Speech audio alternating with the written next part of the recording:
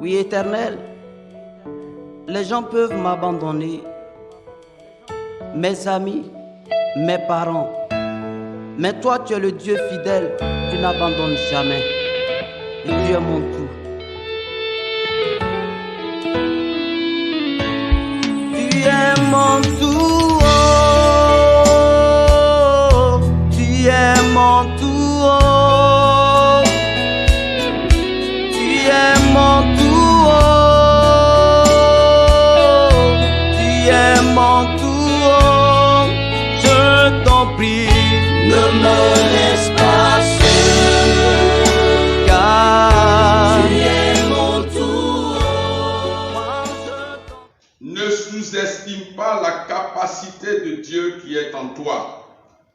Alors nous allons nous appuyer sur quelques textes et je vais développer ou bien apporter l'exhortation sur 3 à 4 points, 4 niveaux. Je lis la parole de Dieu. En m'appuyant sur l'évangile de Matthieu 21, verset 33 et suivant. Merci Seigneur. Écoutez une autre histoire. Un propriétaire plante une vigne, il l'entoure d'un mur, il creuse un trou pour le pressoir à raisin. Il construit une tour pour surveiller la vigne. Ensuite, il laisse la vigne à des vignerons et il part en voyage. Au moment où on récolte le raisin, il envoie ses serviteurs vers les vignerons pour aller chercher son raisin. Mais les vignerons prennent les serviteurs, ils frappent le premier, ils tuent le deuxième et ils font mourir le troisième à coups de pierre. Le propriétaire envoie encore d'autres serviteurs plus nombreux que les premiers. Mais les vignerons leur font la même chose. Le propriétaire leur envoie son fils en se disant: ils respecteront mon fils. Mais quand les vignerons voient le fils, ils se disent entre eux: c'est lui qui sera le propriétaire plus tard, l'héritier. Venez, tuons-le, et la vigne sera à nous. Ils prennent le fils, ils le font sortir de la vigne et le tuent. Jésus demande: quand le propriétaire de la vigne viendra, qu'est-ce qu'il va faire à ces vignerons? Les chefs religieux répondent à Jésus: il va les tuer sans pitié, ces gens méchants. Il louera la vigne à d'autres vignerons et au moment de la récolte, ces vignerons lui donneront le raisin. Alors Jésus leur dit: vous avez sûrement lu ces phrases dans les livres saints. La pierre que les maçons ont rejetée est devenue la pierre principale de la maison. C'est le Seigneur qui a fait cela. Quelle chose merveilleuse pour nous. Si quelqu'un tombe sur cette pierre, son corps sera brisé. Si cette pierre tombe sur quelqu'un, elle l'écrasera. C'est pourquoi, je vous le dis, Dieu vous enlèvera le royaume et il le donnera à un peuple qui produira les fruits du royaume. Verset 45. Les chefs des prêtres et les pharisiens entendent les comparaisons, les paraboles de Jésus et ils comprennent que Jésus parle d'eux. Ils cherchent à l'arrêter, mais ils ont peur des foules. En effet, les gens pensent que Jésus est un prophète. Acclamons la parole de Dieu. Louange à toi, Seigneur. Amen. Voici le texte, une parabole de Jésus. Le verset 45 a attiré mon attention. Voilà, avant de voir les étapes, les 3 tableaux que je voudrais vous présenter en ce matin. Le verset 45 dit quoi? Les chefs des prêtres et les pharisiens entendent les comparaisons, la parabole de Jésus, et ils comprennent que Jésus parle d'eux. Ils cherchent à l'arrêter. Le verset 46, ils cherchent à l'arrêter, mais ils ont peur de la foule. Amen. Alors ici déjà, il y a quelque chose qui a attiré mon attention. Vous voyez, Jésus attire l'attention des responsables religieux de son époque sur un fait. La parabole, vous l'avez entendu ici, c'est simplement Jésus qui présente, je vais résumer, qui présente le royaume de Dieu. Dieu aime l'homme et Dieu veut sauver l'homme. Et pour ce faire, Dieu a envoyé à plusieurs reprises des prophètes, des serviteurs, pour avertir son peuple de se détourner de la mauvaise vie, pour revenir à lui, afin qu'il soit de la promesse du royaume de Dieu. Mais tous ceux qui ont été envoyés ont été tués par ceux-là qui devaient bénéficier de ce royaume-là. Alors Dieu ne s'est pas découragé. Il a à maintes reprises envoyé des prophètes pour attirer l'attention de son peuple. Mais tous, la plupart, ont été tués. Et en définitive, Jésus est en train de leur dire que Dieu, qui est le maître de toute l'éternité, de l'univers visible et invisible, va envoyer son propre Fils en sa personne, à la personne de Jésus-Christ. Et là aussi, il est en train de leur dire qu'il se prépare, ces responsables religieux se préparent à le tuer. À le tuer. Donc, le propriétaire envoie son propre fils, mais qui subira aussi le même sort que les prophètes qui sont venus avant lui. Heureusement pour nous que Jésus est ressuscité d'entre les morts et son règne est éternel. Alléluia. Son règne est éternel. Alléluia. Amen. Alors ici, vous voyez, il peut arriver, en m'appuyant sur ça, je vais m'adresser à quelqu'un, je vais attirer l'attention de quelqu'un sur un fait. Il peut arriver que la parole qu'on prêche s'adresse à toi. Il peut arriver qu'en méditant la Bible, tu tombes sur une parole puissante qui t'interpelle dans une situation donnée. Ce que Dieu attend de toi, c'est que tu prennes la décision d'assimiler la parole et de conformer ta vie à sa parole, qui est sa volonté.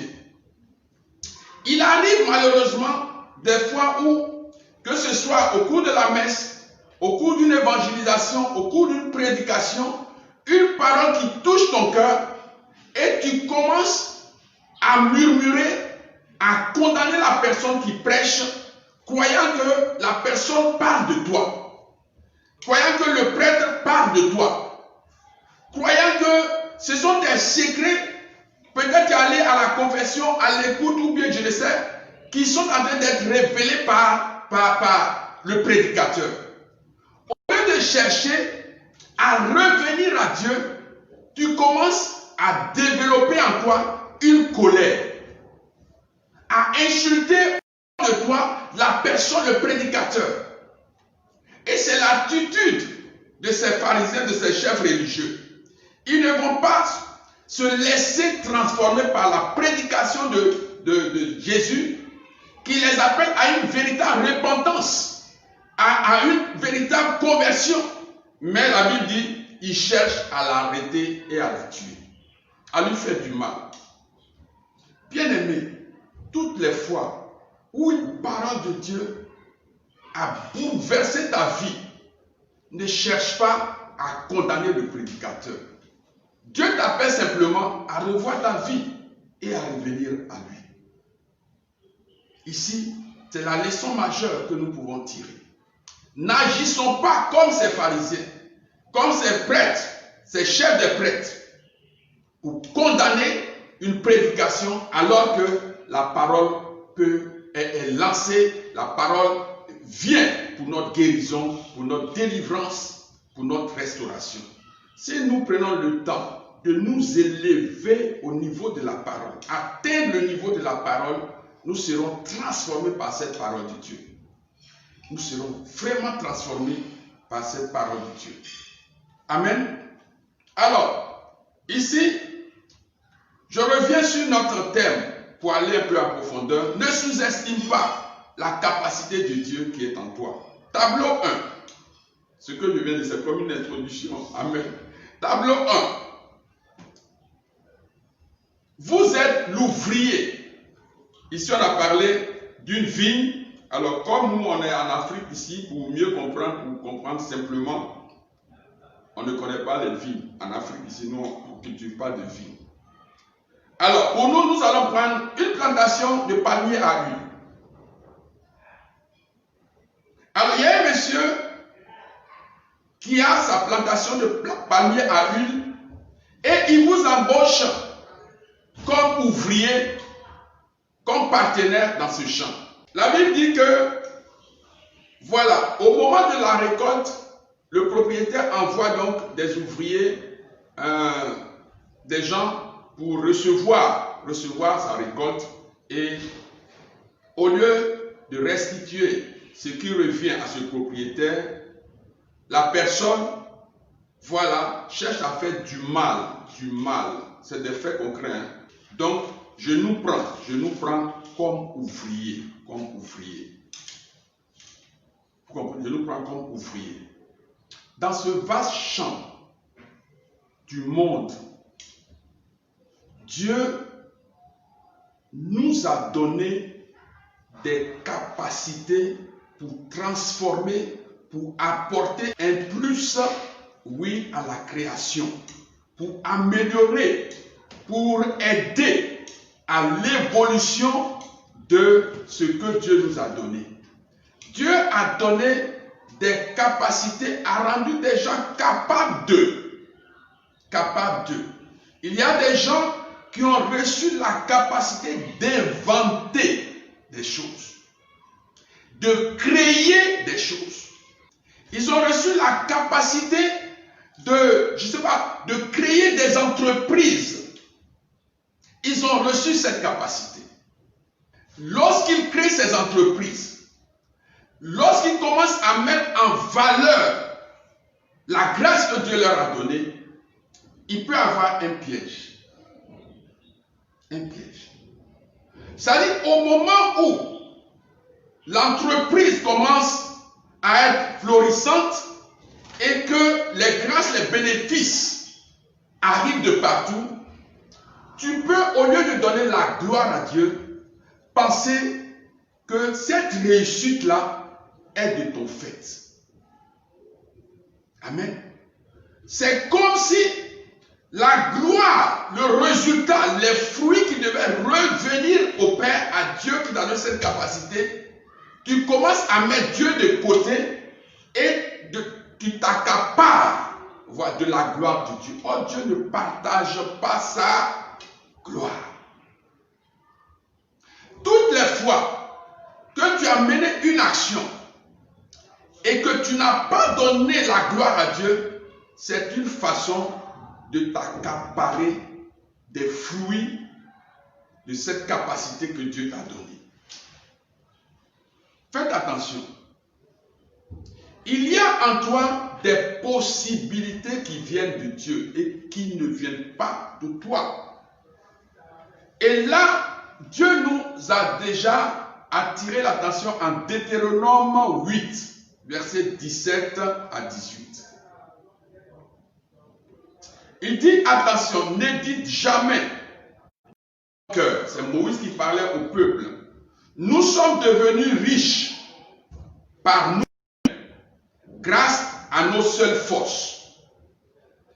Rappelez-vous, c'est le Seigneur votre Dieu qui vous donne la force d'obtenir ces richesses. Quand je parle de richesse, oui, pas forcément la richesse financière. C'est Dieu qui vous donne la capacité de réaliser telle chose, de réussir dans tel ministère, de réussir dans tel, comment on appelle ça, chorale, de réussir dans telle œuvre. C'est Dieu qui vous donne la capacité. C'est à lui qu'appartient la vie. C'est à lui qu'appartient la plantation. Toi, tu n'es qu'un ouvrier. Tu n'es qu'un ouvrier. Et par ton travail, tu mets en exergue la gloire de Dieu. Alors ne dis pas aux gens que j'ai réussi telle chose et que je n'ai pas besoin de Dieu. C'est moi, c'est par moi, et c'est ce que Satan est en train d'enseigner un peu partout, que c'est ta capacité personnelle qui te donne d'obtenir telle chose ou telle chose. Non, ça c'est une façon de détourner les grâces de Dieu.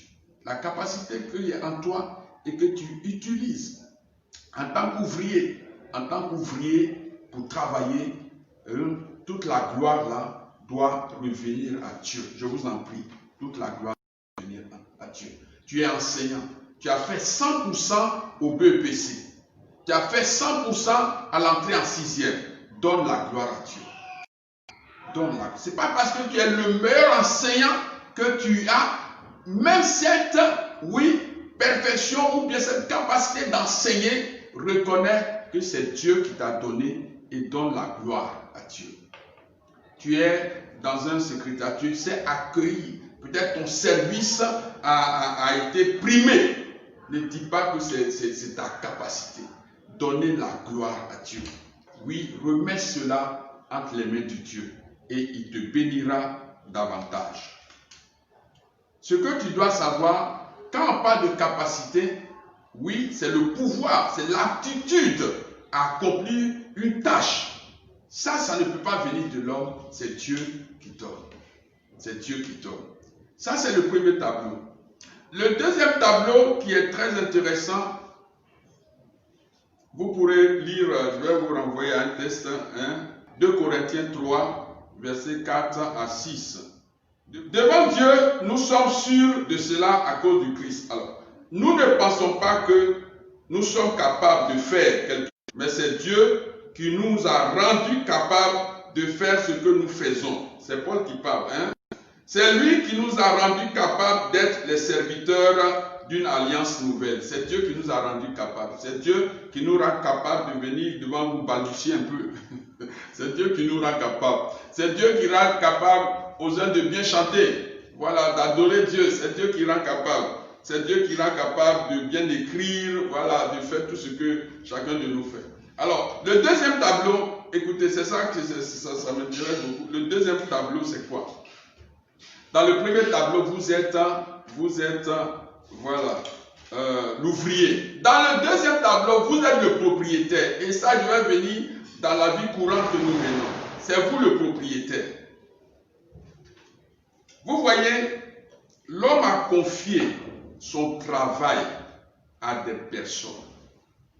Et ces personnes cherchent à détourner la plantation qui leur a été confiée. Et ces personnes sont prêtes à tuer pour que ce qui leur a été confié leur revienne. Je ne t'apprends rien, frère. Je rentre un peu dans la vie courante. Des erreurs qu'il ne faut jamais faire. Des erreurs. Alors ici, méfiez-vous de ceux avec qui vous travaillez. Méfiez-vous de ceux à qui vous confiez une tâche, une affaire, quelque chose d'important de votre vie. Vous avez une relation, je peux dire une relation sentimentale avec quelqu'un. Et il y a des brouilles, il y a des difficultés. Et vous demandez à un de vos soi-disant amis d'aller voir cette femme pour régler l'affaire. Et attention, il peut y avoir détournement. Ça c'est en français ivoirien. Il peut y avoir détournement. Méfie-toi discerne avant de confier ta propriété, avant de confier ton bien à quelqu'un. Il peut y avoir détournement. Tu as envie, ou bien tu n'as pas envie, tu as trouvé un marché et tu es incapable de traiter ce marché. D'aller parler, tu penses que tu n'as pas les capacités oratoires pour aller t'adresser à qui de droit et tu peux envoyer des amis. Fais attention, il peut y avoir détournement de business. Il peut y avoir détournement de business. Il faut. Le propriétaire de la Bible ici a envoyé, il a légué, il a laissé sa propriété à des gens. Au moment où ils doivent rendre compte, voilà qu'ils cherchent à faire du mal, tuer, empoisonner, pour que la propriété leur revienne. J'attire ce matin ton attention sur tes relations dans les affaires. Tes relations autour de toi. Ouvre les yeux, regarde. À qui est-ce que tu confies ton affaire, ton secret? À qui? Aujourd'hui, la loyauté a disparu presque, ou elle est agonisante. Elle est agonisante. Ne mets pas ta confiance totale de manière aveugle en une personne. Tu as trouvé un marché, je dis n'importe quoi, de 500 millions. Tu as ficelé tout.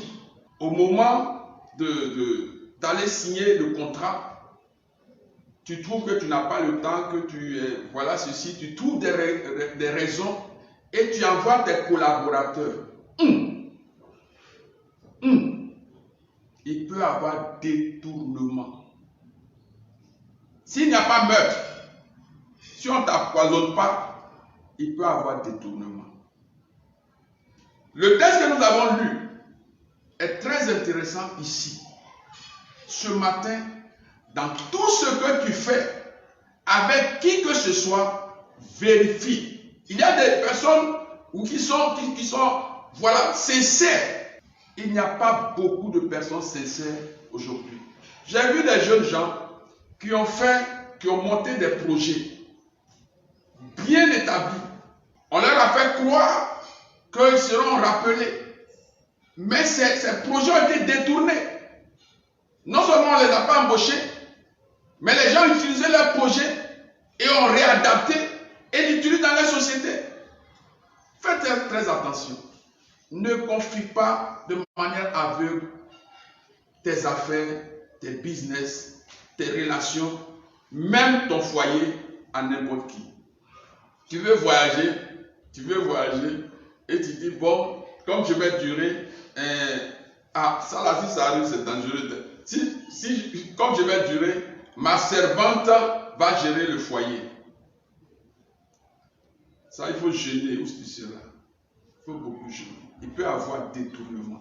Mais vous qui êtes ici, vous ne ferez jamais ça. Voilà.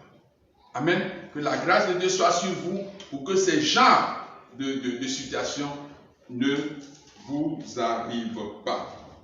La Bible dit au verset 41, ça c'est les Juifs, même les chefs religieux qui disent, il va les tuer sans pitié, ces gens, il louera la vigne à vigneron, et au moment de la récolte, ces vignerons lui donneront le raisin, c'est-à-dire le fruit.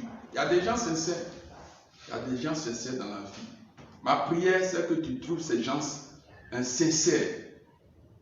Des personnes à qui tu peux faire confiance. Tu les rencontres. Que Dieu te donne un esprit de discernement pour savoir autour de toi avec qui tu marches. Et pouvoir non seulement confier tes affaires, mais encore en recueillir le fruit au nom de Jésus-Christ. Alors, vous voyez, le troisième tableau qui est très intéressant, qui va te faire du bien encore, c'est à partir du verset 42. Jésus dit, vous avez sûrement lu ces phrases dans les livres saints. La pierre que les maçons ont rejetée est devenue la pierre principale de la maison. C'est le Seigneur qui a fait cela. Quelle chose merveilleuse pour nous. Premier point. La pierre, quand il parle de pierre qui a été rejetée, c'est Jésus lui-même. Amen. Qui a été rejeté, qui n'a pas été accepté par les Juifs. Mais aujourd'hui, il est la pierre principale. Rien. Il dit, personne ne peut aller au Père sans passer par moi. Personne. Il a même reçu le nom qui est au-dessus de tout nom. Que tu veuilles ou pas. Prie comme tu veux. Mais au jour dernier, il est à la porte. C'est par lui que tu vas atteindre, si c'est possible pour toi, atteindre le Père. Je dis à quelqu'un, peut-être tu as été rejeté de ta famille, tu as humilié dans ta famille, mais que la grâce que je suis en train de déclarer là vienne sur toi. Toi qui es rejeté, que Dieu t'établisse comme l'incontournable dans ton milieu, dans ton travail, dans ta famille, dans ton quartier, là où les gens ne voulaient pas de toi. Que tu deviennes une personne incontournable par la puissance de ce verset. Deuxième élément que nous pouvons tirer en ces jours ici, il dit si quelqu'un tombe sur cette pierre, son corps sera brisé.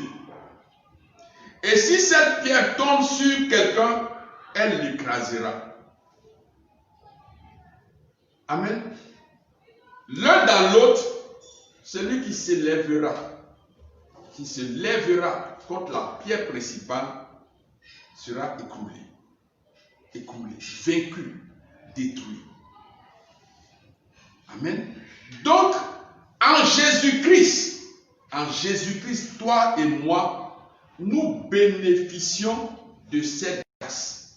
Je dis à quelqu'un, tu es aussi en Christ et par Christ une pierre vivante, comme nous allons voir tout à l'heure. C'est pourquoi celui qui s'élèvera contre toi tombera sous ton pouvoir, sera écrasé au nom de Jésus. Celui qui cherche à te faire du mal, à te maudire, ce n'est pas que toi tu veux détruire, mais la Bible dit que la personne sera écrasée. Et si toi-même tu tombes sur la personne, par ta parole, par tes actions, la personne sera vaincue. Pourquoi avoir peur? Pourquoi avoir peur? C'est une capacité que Dieu a mise en nous. C'est une force. C'est une aptitude qui est en nous. Et que tu ne dois pas négliger. Estimer. Regarde ce que Pierre dit. 1 Pierre 2. 1 Pierre 2. Et nous allons utiliser ça d'ailleurs pour prier. Je suis en train de dire en ce matin, par la voix, par l'Esprit de Dieu, de ne pas négliger la capacité, de ne pas sous-estimer la capacité de Dieu qui est en toi, que Dieu a mise en toi. A mise en toi. Amen. Nous sommes en train de voir à partir de cette parabole du Seigneur que si nous sommes, nous regardons comme ouvriers dans le champ missionnaire de Dieu, Dieu nous a confié une tâche et nous devons bien accomplir la tâche, donner la gloire à Dieu. Amen. Et donner toute la gloire à Dieu. Que je sois secrétaire, que je sois ceci, planteur, cultivateur, Dieu m'a confié une tâche. Je dois bien faire la tâche et donner toute la gloire à Dieu. Les fruits, je ne peux pas, dans le cas de notre ministère, je ne peux pas gagner des âmes à Christ et prophétiser, déclarer que ce sont mes fidèles. Ce sont mes fidèles. Ce ne sont pas mes fidèles, ce sont les fidèles de Dieu. Vous comprenez? Ce sont les fidèles de Dieu, ce ne sont pas mes fidèles. Les fidèles appartiennent à l'Église, appartiennent à Dieu. Si je dis que ce sont mes fidèles, ça veut dire que je reprends sur moi les fruits de l'œuvre que le Seigneur m'a confié. Donc vous n'êtes pas nos fidèles, nous sommes des amis, oui, et nous sommes les fidèles du Christ et donc de l'Église. Amen. Alors le deuxième tableau que nous avons vu, vous confiez, vous avez des affaires, vous avez des projets, sachez à qui vous confiez ces projets-là. Sinon, il peut y avoir détournement en route. Il peut y avoir empoisonnement de la part de ceux à qui vous avez confié vos affaires, vos foyers, votre, comment on appelle ça, vos relations, hein, ceux-là qui peuvent se passer comme des conseillers. En fait, attends, je ne dis pas de ne pas avoir des amis, je ne dis pas de ne pas avoir des conseillers, je ne dis pas de ne pas confier ses affaires à quelqu'un, mais ouvrez les yeux et faites attention. Amen. Et ce que nous sommes en train de voir maintenant, Jésus-Christ, qui est la pierre angulaire, a été rejeté, mais il est devenu la pierre principale de la maison. Donc, je suis en train de dire à quelqu'un, même si tu connais des temps d'humiliation, des temps comme Jephthé, où les gens se moquent de toi, Jésus-Christ, par sa puissance, peut te rétablir. Et toi, tu peux devenir l'incontournable d'une structure qui t'avait rejeté auparavant. Que cette grâce-là, d'ailleurs, vienne sur toi au nom de Jésus-Christ. Que cette grâce vienne sur toi. Et bénis le Seigneur qui peut le faire et qui veut le faire pour toi. Amen. Alors, je disais aussi, si quelqu'un, la Bible dit que quiconque tombera sur la pierre sera écrasé. Et ceux sur qui la pierre tombera seront écrasés. L'un dans l'autre, ils seront vaincus. Donc, c'est cette grâce, cette capacité aussi qui est en toi. Je prie simplement que tu en prennes conscience et que tu valorises, tu la valorises en proclamant. Je te bénis en priant simplement, Seigneur, je te bénis pour la capacité que tu as en moi. Quiconque se liguera contre moi tombera sous mon pouvoir au nom de Jésus. Je peux libérer la capacité que Dieu a mise en moi. Alors, écoutons, nous allons prier dans la fin là avec 1 Pierre 2. 1 Pierre 2. C'est très intéressant ce passage, c'est très intéressant. Écoutez, Pierre dit, voilà, à tous ces chrétiens, à nous tous, approchez-vous du Seigneur Jésus. C'est ce que nous sommes en train de faire en ce matin. Il est la pierre vivante. Les gens l'ont rejetée, mais Dieu l'a choisie et elle est précieuse à ses yeux. Approchez-vous de lui. Alors vous aussi, comme des pierres vivantes, vous servirez à construire la maison de l'Esprit Saint. Vous formerez une communauté de prêtres saints pour offrir des sacrifices selon l'Esprit de Dieu, et Dieu les acceptera à cause de Jésus-Christ. Vous voyez, la Bible dit que c'est Jésus qui est la pierre vivante. Et la Bible dit que nous aussi, en Christ, nous sommes des pierres vivantes. Tu peux déclarer ça? En Jésus-Christ, pierre vivante, moi aussi, je suis une pierre vivante. Ça veut dire que la capacité de Dieu qui est en Christ, dans cette pierre vivante centrale, se répercute dans les pierres vivantes que nous sommes. Tel il est, tel nous sommes. Telle capacité il a, tel il a transféré aussi en toi et en moi. Et Dieu nous demande, la Bible nous demande de nous approcher de lui. Au verset 6, il est dit, il rappelle, en effet, les livres saints disent de la part de Dieu, regardez, j'ai choisi une pierre précieuse et je la pose dans la ville de Sion comme pierre principale. Celui qui s'appuie sur elle ne sera jamais déçu. Alléluia. Celui qui s'appuie sur elle ne sera jamais déçu. Et je sais que tu t'appuies sur Jésus-Christ. Je sais que tu t'appuies en toutes choses sur Jésus-Christ. La Bible dit que celui qui s'appuie sur elle ne sera jamais déçu. Est-ce que tu crois en ça? La vie, comme on l'a dit, est un combat, on le sait. Il peut y avoir des rounds où tu as perdu quelques points. Mais la finalité de ce combat, tu en sortiras vainqueur au nom de Jésus-Christ. Tu en sortiras vainqueur. Pour vous qui croyez, verset 7, pour vous qui croyez, cette pierre vous donne de l'honneur. Cette pierre, Jésus-Christ vous donne de l'honneur. De l'honneur. Cette pierre vous donne de l'honneur. Même si les gens ne veulent pas vous donner l'honneur qui vous revient, La pierre, Jésus vous donne de l'honneur. Alléluia. Jésus vous donne. Il a de la considération pour vous, pour nous. Voilà, pas pour vous seulement, pour nous tous. Amen. Au nom de Jésus. Mais pour ceux qui ne croient pas, la pierre que les constructeurs ont rejetée est devenue la pierre principale de la maison. Et ailleurs, la parole dit, c'est une pierre qui fait perdre l'équilibre, un rocher qui fait tomber. C'est des paroles fortes ce matin, des paroles puissantes, qui guérissent même, qui nous délivrent. Peu importe l'honneur que le monde donne aux gens, l'honneur que j'ai reçu ne vient pas des hommes, mais de Dieu, de Jésus-Christ.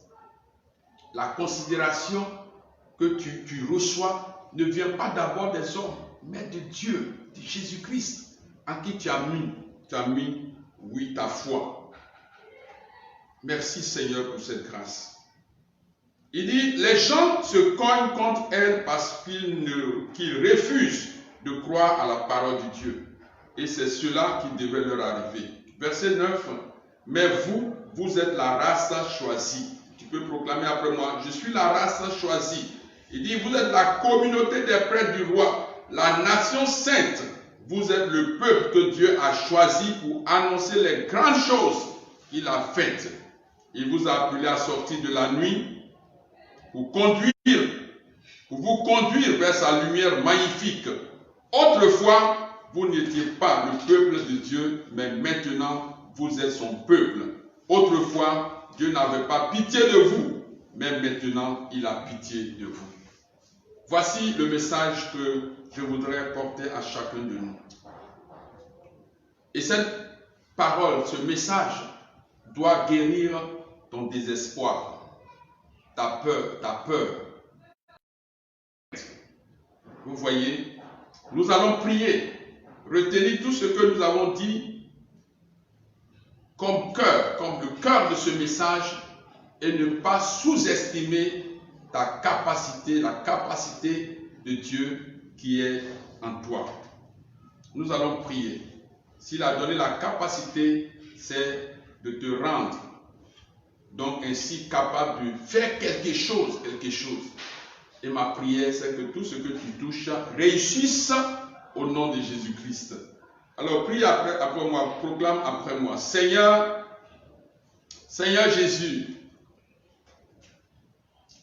je suis une pierre vivante en Jésus-Christ. Je proclame sur la base de ta parole que je suis bel et bien une pierre vivante en toi, principale. Quiconque tombe sur moi sera écrasé en ton nom, Jésus. Et celui sur qui je tomberai sera aussi écrasé au nom de Jésus-Christ. Ma capacité vient de toi. C'est pourquoi je te donne toute la gloire dans les moindres actions que tu me permets de faire.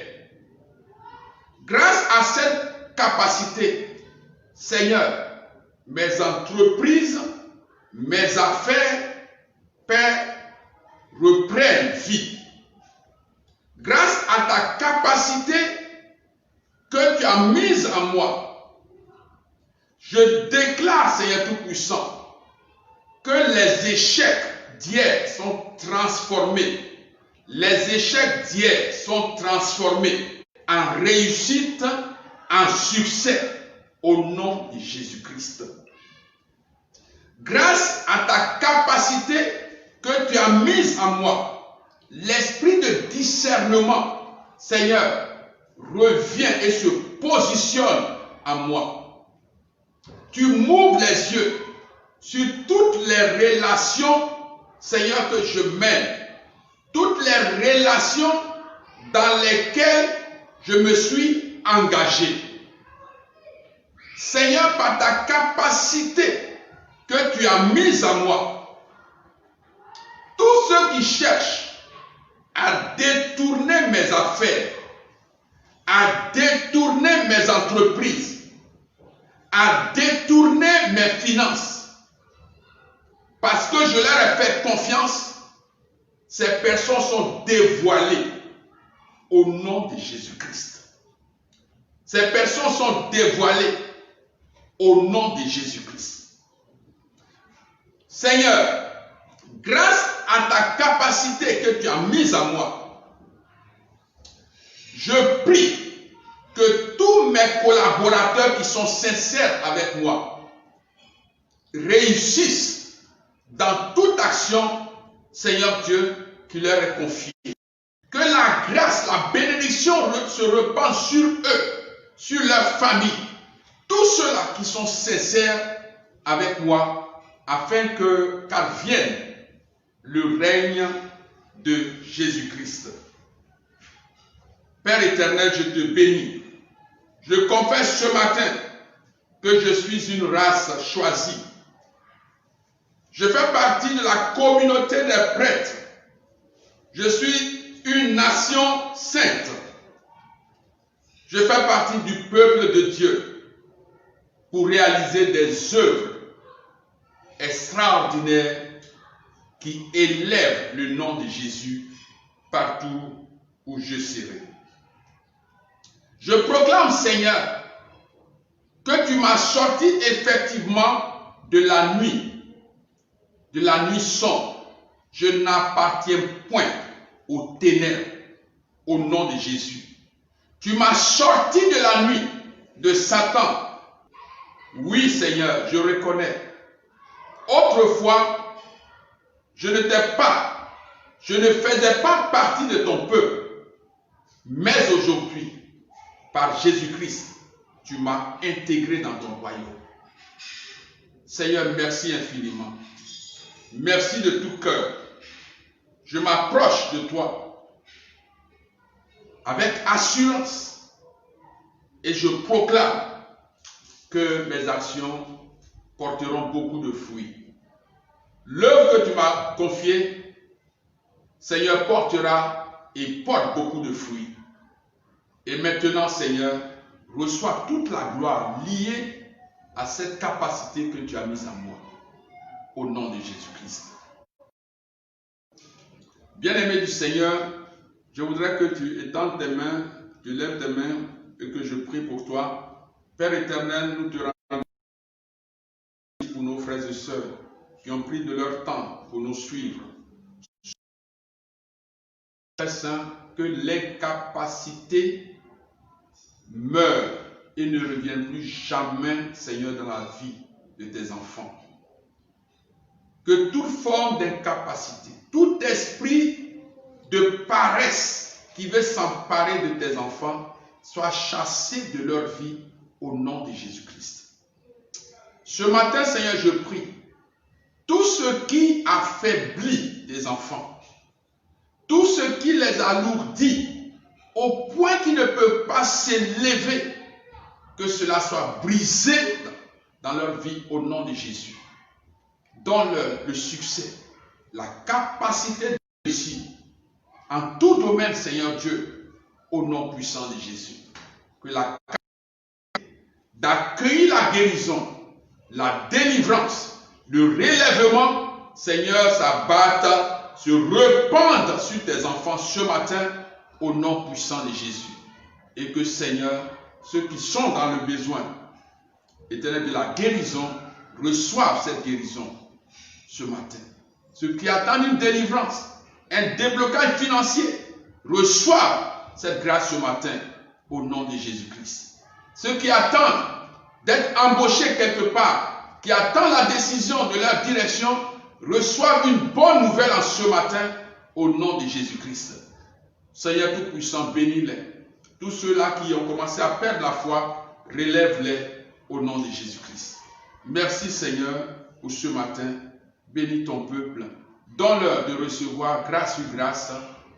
Donne-leur de recevoir, Seigneur, un miracle dans cette semaine.